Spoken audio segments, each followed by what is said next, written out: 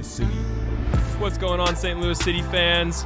Welcome back to another episode of Soul of the City. Today is March 29th, and I am joined by Marlo and Ian, and I am Chris. We're going to be talking about the pre-match episode about Minnesota United. What do you guys got for me? Got another big home game this weekend against what is perennially a pretty tough MLS opponent. You know, mid-table team, kind of can give you some trouble. They made the playoffs last year. They've made the playoffs like 4 out of the last 5 years. And they're pretty new, though. I thought they were relatively new. Yeah, so expansion team. So not expansion, but 2015? 2017. 17. Yeah. They suffered the heaviest ever defeat. You know, talking history, we're the best in history in terms of expansion teams. They lost 5-1 in their opening game to the Portland Timbers. I heard they've never won their opening match at home. I'm not in sure any about of the that. Seasons. That's what I heard it on the radio. I gotcha. Yeah, they were 9th in the West in 2017, 2018 they were 10th, and then 2019 they placed 4th. They went to the MLS Cup final and played Atlanta at the Mercedes-Benz Stadium and lost 2-1. So that's kind of their high. They've never won the Supporters' Shield or anything. The highest they've ever placed is 4th, but you know, not bad. Like for only existing for like 5-6 years, less than 10 years. It's pretty good. More recently, they're the only one of 4 teams left that is unbeaten in the MLS. It's so just two unbeaten teams going against each other? Yeah, so who's coming out on top? They could draw. Yeah, I was about to say we could both stay unbeaten. Yeah. That's true. Wouldn't be optimal. I don't want that. I'm also not banking on that Yeah. based on what I've seen. Yeah. They kind of got a weird profile. They got like their whole style of play used to run through Emmanuel Reynoso, who's their attacking midfielder who came from Boca Juniors back in 2021. And he's like their guy. He's like their creative spark. He had 10 goals and 11 assists last year, so pretty much just doing all of it. Running the show. Yeah, everything goes through him. When your top goal scorer has more assists than goals, it's like and he doesn't play striker too? Yeah. That's crazy. He's doing a lot. He's a beast. Like you go look up his highlight tape. But he won't have anything from him on 2023 because he just decided he wasn't coming into camp this year. Yeah. The MLS has like banned him. Not banned, but like he just decided he's having issues. Yeah, I think it's like a personal like health thing. It's like a leave of absence. Yeah, so they've suspended him for indefinitely. Did they suspend him? For not showing up. Oh, but ultimately it's his choice. That's kind of a silly disciplinary thing for a player that obviously needs some time to himself. But yeah, I don't know. It seems like there's a lot of mystery around that situation. But yeah, the rest of the team has done pretty well. Like they're like, all right, our main guy's not here. And so they kind of have like come together and created an identity, a team identity. They're not playing the same type of football that they were playing whenever he was in the squad. Yeah. He's getting results though. He's getting results. Undefeated. Yeah, you got to have some kind of identity to stay undefeated through 5 games. So yeah, and 4 games for them. Yeah. 4. Yeah. It kind of seemed like they were probably going, or at least they thought that they would have him back this season based on like some of the transfers that they made. They brought in Sungbin Young, who is by the Korean media standards, the Korean Mbappe. Ooh. I watched his highlight tape. Yeah. Don't worry, City fans. He is nowhere near that. Well, he's also not going to be playing against us, or it's not likely. He could be. He had his visa was accepted, and he's eligible for Saturday. Yeah, but it'd be kind of tough to come into the squad like right away. So he's left wing. He plays center forward. So I think they ran 4-4-2 last game against Vancouver, right? Yeah. But the first 3 they ran 4-3-2-1. Exactly. 4-2-3-1. 4-2-3-1. Yeah. No, you're good. And I think that Mender Garcia, their top goal scorer right now, who they also brought in the summer for like almost $2 million, 1.82, and he played in the Colombian second division. And then they brought in Sunbin Young from Wolves for like $2.5 million. And he didn't like play for Wolves, but it is like someone that the Prem thought had like that kind of talent. So it's interesting. I probably would rather us not see him just so that we're not like unprepared for something, but I also don't think we would be that bothered by it. So he just, from watching him, he was just a pace merchant. He's just like a fast athletic guy. Like, I mean, but that is a lot of the MLS. Yeah, so, but his hold-up play looked like pretty good in the highlights that I saw, but unpolished. Yeah, definitely. Yeah. I mean, he's only 20. He's pretty young. Yeah. Did he ever play in the Prem? Like, No, he never played a game for Never. Wolves. So he Okay. went from Wolves, got loaned out to Grasshoppers, hell of a name for a soccer team. It's in the Swedish league. Yeah, the Swedish top division, and he's been pretty plagued by injury, I think, throughout his career. And he played like 13 games for them, scored like 2 goals, and then went to Grasshoppers 2, which is like the Swedish second division, and scored like 3 and 4 games for them. So obviously people think he's got talent, but plagued by injuries and like young and unpolished, they were ready to get rid of him. What do you got on him, Marlon?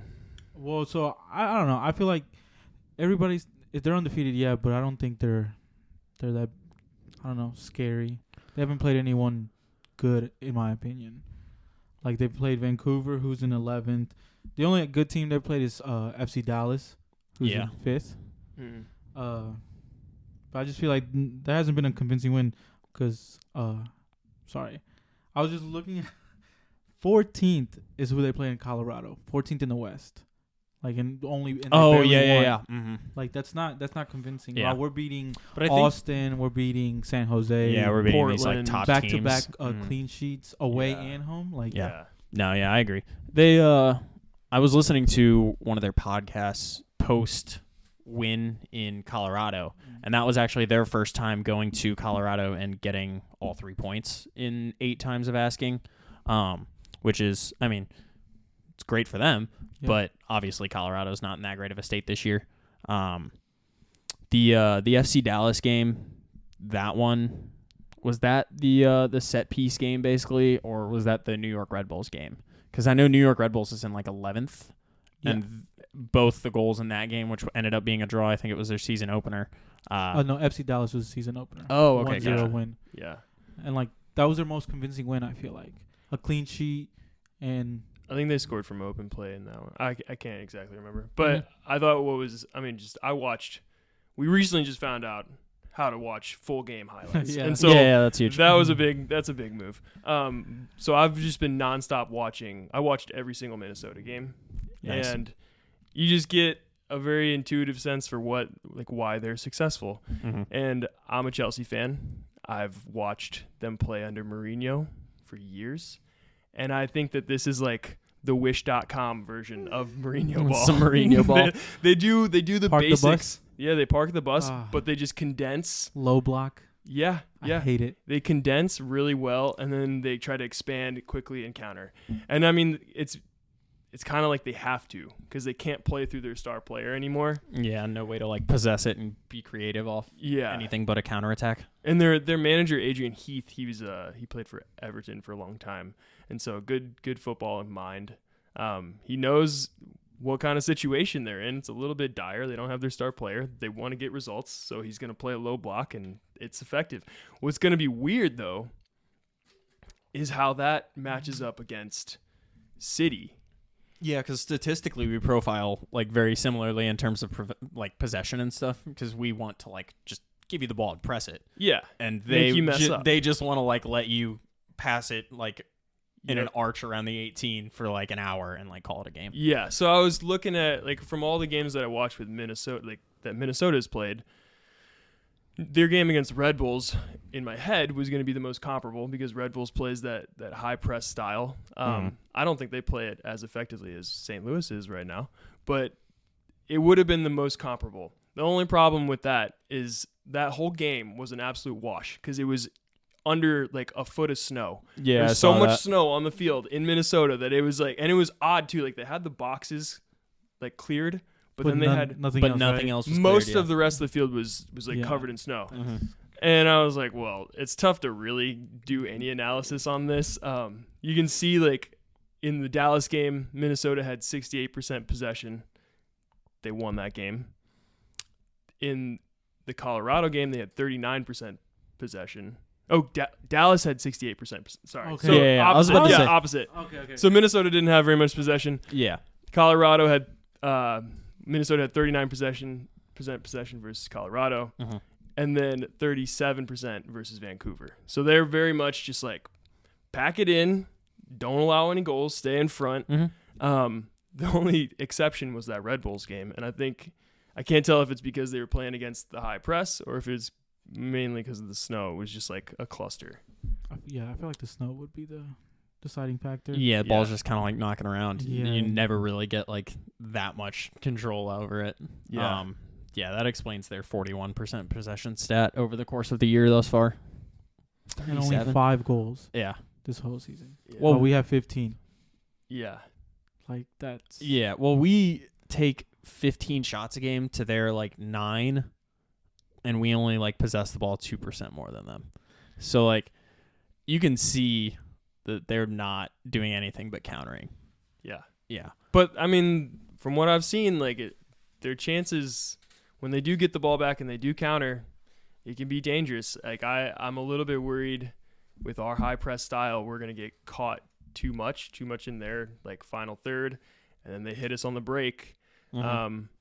It'll be interesting. It'll be interesting to see what we do. It'll also be interesting to see if Carnell just like fully buys into like us having possession, which kind of reminds me back to that Portland game where that was kind of the mentality we wanted. But to we have went down early. Yeah, That's what I thought had a huge impact on that. Yeah. They were like, cool, we're at home, we'll take a 1-0. Like, you're going to have to come break us down.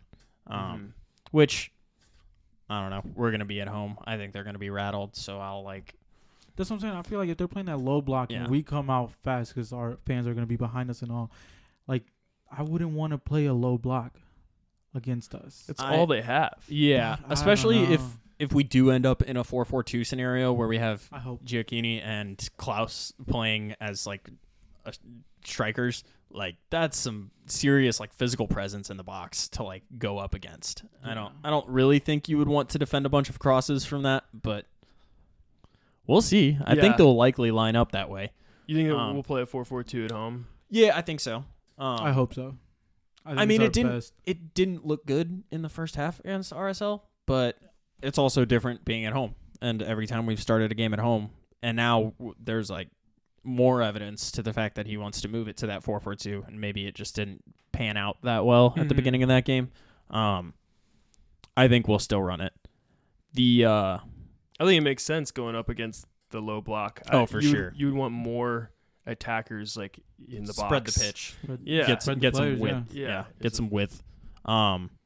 The one player that I heard them talking about they call themselves the Loons, which is I guess their it's the bird, right? It's like a duck. It's a duck. Which is that on their crest? Yeah. And the crest makes it look a lot cooler than the actual animal. Than a duck. Don't like it's a pretty duck.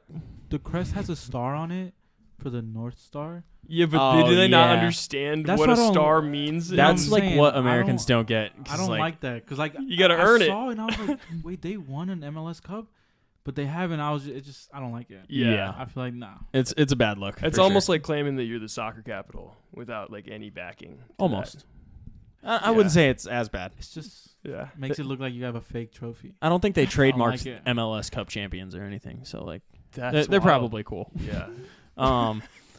The one player that I heard them talking about, Huang Mani, is they were lining up in that 4-2-3-1, and he's the like right-sided kind of in our winger. I guess Alm role. Yeah. And they were saying that he was looking like all last season just like pace merchant.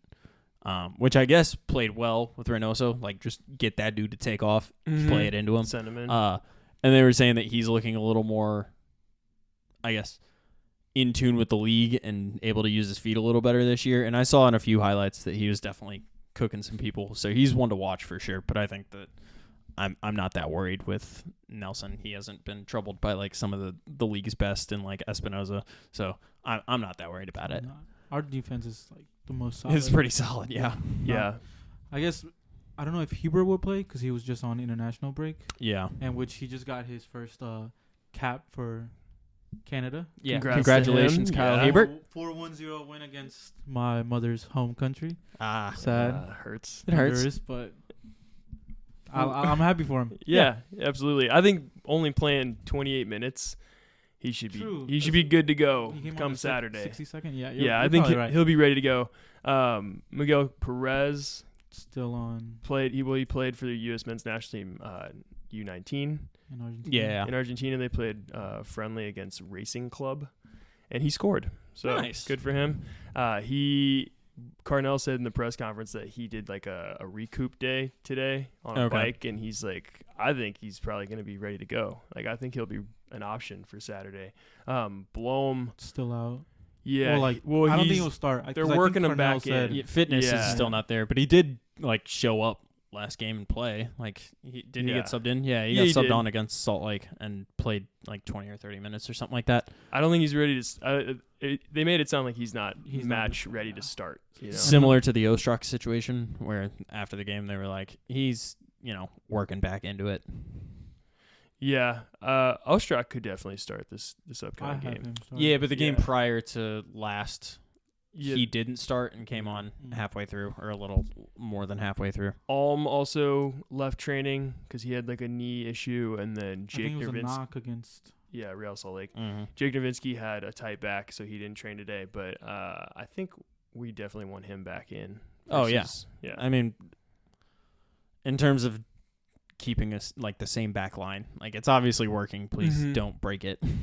See, that's one way to think about it. It's true, like don't fix it if it ain't broke. But with this low block, I think about maybe more offense. Like we'll have the ball more. We'll be in more control, and I want balls whipped in from the sides. You want to see Pedro? I think Pedro might make more sense in this situation if we're going to be attacking the whole time. I don't know if we're playing against a counter-attacking team. I haven't seen Pedro play yet. Like if he's able to track, yeah. So over Nelson. Yeah, yes. Which like Nelson's played so well that I feel bad even taking him out. Like, no, but you're right. If you're gonna have the ball more, it's better to have the low block against crosses and everything. Yeah, that's why I have Celu on the other side, on the right. Oh, he's starting. That's who I have. Yeah. Okay, yeah. Well, let's just go into it. Who do you have as your starting lineup? So I went with the 4-4-2. I don't know if Heber's gonna play, so I put Lucas Bartlett. And then kept the same back line just from last game. Yeah. But Nervinsky, Parker. But I didn't even think about Pedro like playing. I think the Bosnian community is getting riled up, man. Yeah, they're ready to go. They're like, let's see our man. Him. Yeah. Yeah. I feel like after that take, I feel like he should start over Nelson. I didn't think about that. So maybe change my back line a little bit. And if Heber is healthy enough, I say he should start. I took out I have the same team basically from last week. It didn't 4-0. Yeah, it looked away. Yeah. Like first half didn't look good, but like came out second half and like ripped them apart. I think that it was both like the Carnell like pep talk, whatever that looked like, whether it was like chewing them out or like, y'all, we're better than them. Yeah. That kind of pep talk. Either way, it helped. And then just like instantaneous goal was like, oh yeah, we're back. Like, Giacchini scoring that super quick. It was just like, I think just as much of a difference maker. I'd like to see Pedro play. I want to see more changes in that sense because we see a lot of rotation in the midfield and we don't see any in the back line besides the center backs. Like we're seeing Nerwinsky and Nelson and like they've been great, but I would like to see like Akil Watts get a game. I don't know if like this next 3 games is all undefeated. Yeah, it's a tough stretch. It's gonna be, really, we're being tested. Seattle away. Seattle away is a tough game, bro. Game. I really feel like we should beat Minnesota, but it'll be difficult because of how they play. Like just they're packed in. They hit you on the counter once and then they pack in the rest of the game. Like I've watched it my whole life, watching Chelsea play with like just it's. Don't you hate it?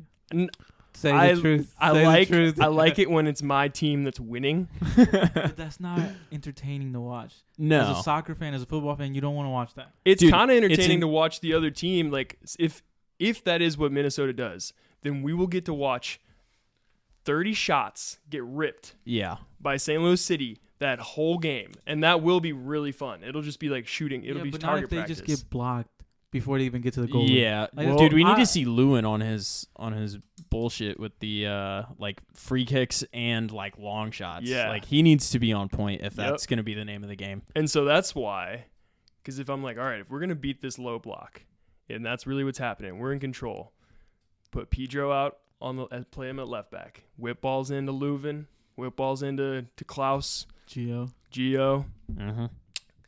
And then you start, maybe you get Ostrak. No, you put him in the middle maybe? Or, I you probably keep him on the outside and then Celio on the other side. Yeah, and let them cut in and rip from range. Like, have them, just give them full license to go bomb. Take go on players. Yeah. Yeah. I agree. Yeah. I just feel like, as a Barca fan, all we play is low blocks. It's not fun. No, it's horrible viewing. The only time that it's like worst. the only time it's like good is when you're winning. That's why like Mourinho is like people like Mourinho because he wins. There's It's no way effective. That's Yeah. fun to watch. But it is not There's no entertaining. way. A win is a win, and that is entertaining. Dude, that's why I love winning. That's why Conte just lost his job because they don't play entertaining football and they're not winning. Like That's a Spurs problem, not Yeah. a Conte problem. yeah. Yeah. I think that I don't know. I'd like to see Pompeu start more than I'd like to see Pedro start, just because I think that like that pace on the wing, like dribbling at players, which I think is what his like whole MO is. It's just like running at people. It intrigues me more for like the long term to see if he's like pretty effective at it, rather than like Pedro whipping it in, because I don't think that Pedro will probably see a lot more game time unless we get an injury or something, because we are constantly going to be playing this high press. Yeah. Yeah. And throughout the summer. Yeah. So it'll just be taxing. I think I got Pedro. Hebert's back. Tim Parker. Nervinsky. Miggy. I think Miggy plays. Gets a start? Yeah, I think he starts at home. Wow, okay. And then I think Leuven. Sorry, you're going bold. Leuven next to him. In the midfield, and then you got Ostrak on the right and Stroud on the left, and then Gio and Klaus up top. But So no Celio. no, I don't think Celia. Because I feel like if he starts on the left, if he takes on players and like can't get past them, just look back. It's Pedro whips it in. Like, I feel like it's Dude, that is not a strength of Jared Stroud. no. Yeah, that's why I don't think he should start. Yeah, I agree. Like he is not. I think Celio takes on players. I and don't if he think can't he's find- good at like taking on players. But I think he is great at the press if like Yeah. the game turns out that way. But and will like we have to press that much? Like if they're just gonna it sit really back? depends on if It- we're in it control does. or not. Like this is all big assumption that we're like running the game the whole time. I'm hoping for an early goal and then it opens up. That's my personal hope. Like we get a set piece and like Tim Parker puts one in or something like that, just to open the game up, because I don't really want to watch 90 minutes of us trying to break down a low block. Yeah, I don't.